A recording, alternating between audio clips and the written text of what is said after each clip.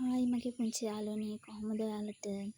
ඉතින් අපේ 6 පන්ති පුංචි යාළුවෙක් කියලා තිබ්බා ටීචර් ලොකෝ දිග ගානක් තියද්දී කියවන්න දන්නේ නෑනේ කියලා. ඔන්න පුතේ අද අපි වීඩියෝ එකක් ගන්නේ ඔයා වෙනුවෙන්.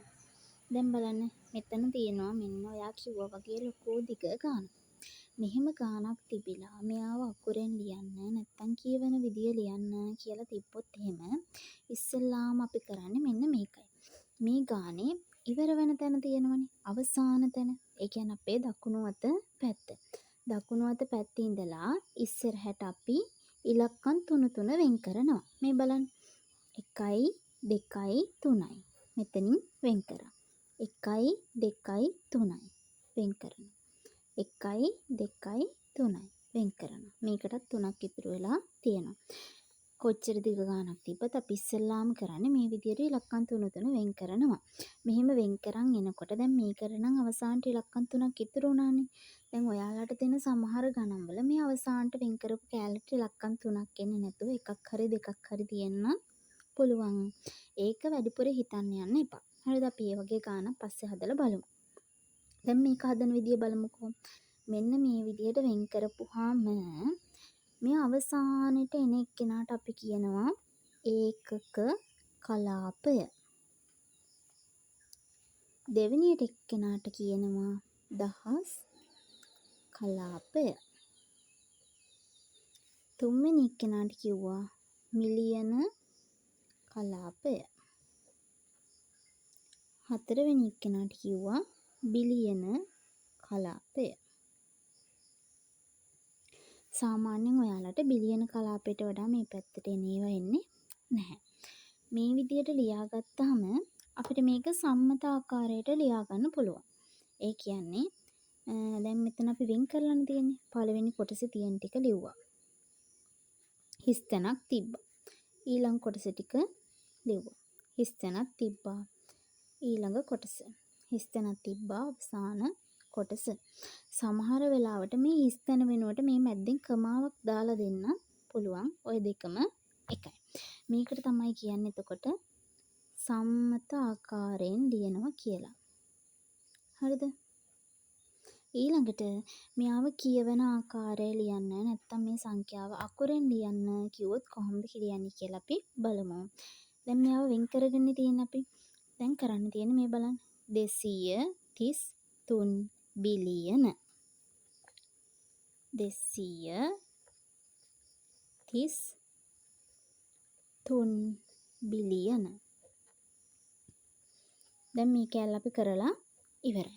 ඊළඟට 425 මිලියන 425 මිලියන. මේ කැල්ල ඉවරයි. ඊළඟට තියෙන මේක 378,000.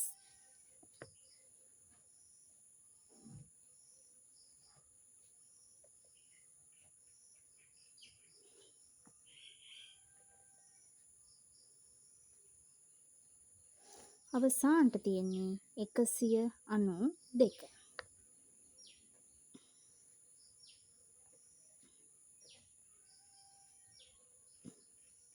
ඔන්න අපි මේ සංඛ්‍යාව ලියලා ඉවරයි. බලන්න.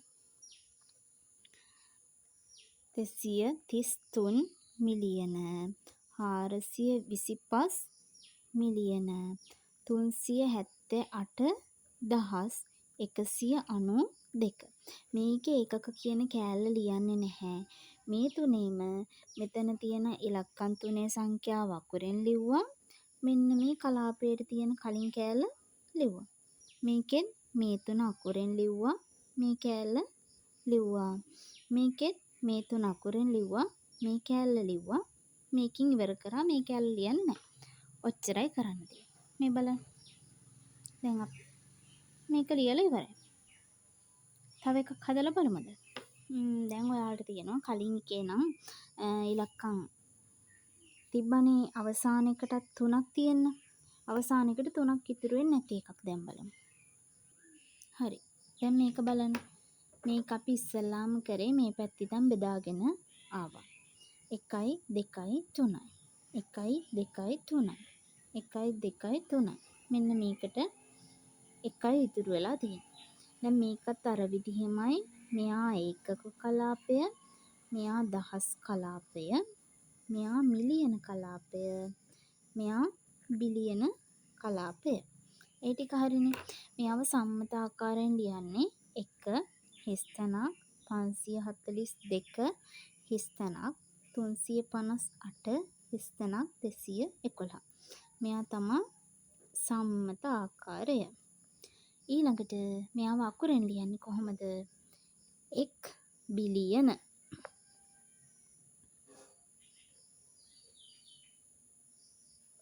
ඊළඟට 542 මිලියන.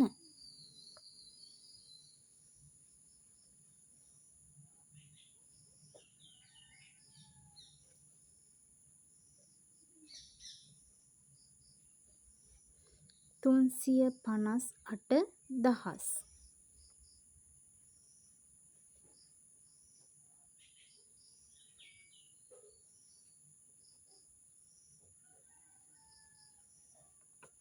දෙසිය 11.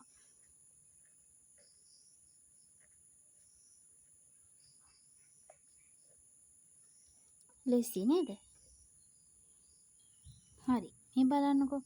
දැන් අපි කලින් ඉගෙන ගත්තා ඉලක්කමෙන් දීලා තියෙන එකක් අකුරෙන් ලියන විදිය.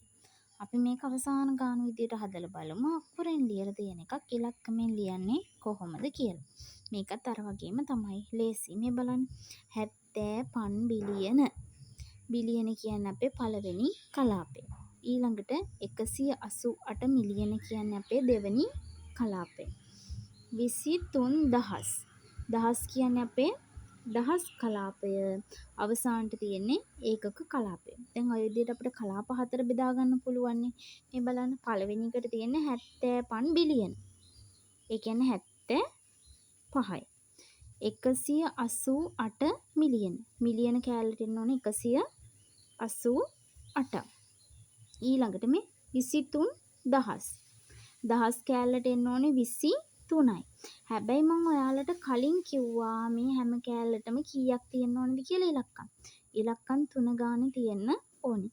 මේකට 23 දැම්මොත් ඉලක්කම් තියෙන්නේ 2යි. දෙකක් තියෙන්න බෑනේ. ඒක නිසා අපි මෙතෙන්ට දානවා බිංදුවක්. හැබැයි දාන්නේ ඉස්සරහ පැත්තට. හරිද? ඊළඟට කියනවා ඒකක කලාපයට 1. 1 දැම්මට මේ වගේම තමයි මෙයා 3ක් සම්පූර්ණ වෙන්න ඕනේ. ඒක නිසා අපි ඉස්සරහට දානවා තව බිංදු 2. දැන් බලන්න මේ 1 2 3යි 1 2 3යි 1 2 3යි මේකට කීයක් තිබ්බත් අපට ප්‍රශ්නයක් නැහැ.